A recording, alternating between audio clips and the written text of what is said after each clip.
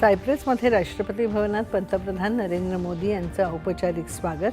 सायप्रसचा सर्वोच्च सन्मान पंतप्रधानांना प्रदान. उभय देशांमधील सहकार्याला धोरणात्मक दिशा देण्यासाठी येत्या 5 वर्षात आराखडा विकसित करणार. सायप्रसच्या राष्ट्राध्यक्षांसह घेतलेल्या संयुक्त पत्रकार परिषदेत पंतप्रधानांचं प्रतिपादन.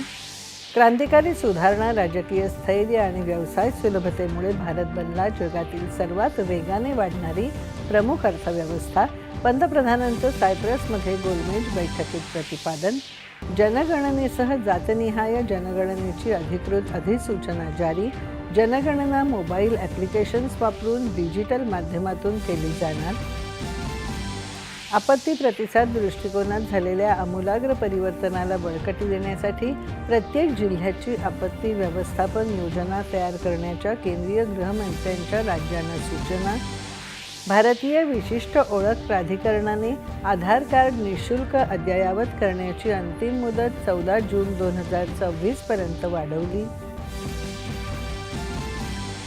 अहमदाबाद विमान दुर्घटनेतील 86 मृतदेहांची ओळख DNA चाचणीद्वारे पटली.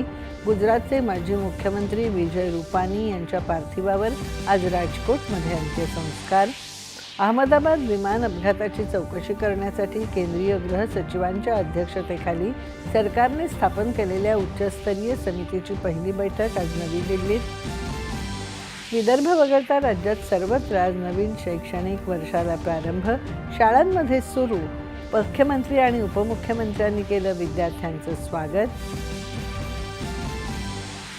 आदिवासींच्या जीवनात परिवर्तन घडवून आणणाऱ्या धरती आबा ग्राम उत्कर्ष अभियानाचा राज्यात पालघर इथून मुख्यमंत्र्यांच्या हस्ते शुभारंभ. इस्रायल आणि इराणमधील संघर्ष शिगेला. इस्रायलच्या हल्ल्यात 400हून अधिक इराणी नागरिकांचा मृत्यू. संघर्ष विरामाच्या चर्चेला इराणचा नकार. आणि कोकणासह घाटमाथ्याला पावसाने झोडपलं. राज्याच्या विविध भागात आज मुसळधार ते अतिमुसळधार पावसाचा इशारा. रायगड जिल्ह्याला पावसाचा रेड अलर्ट.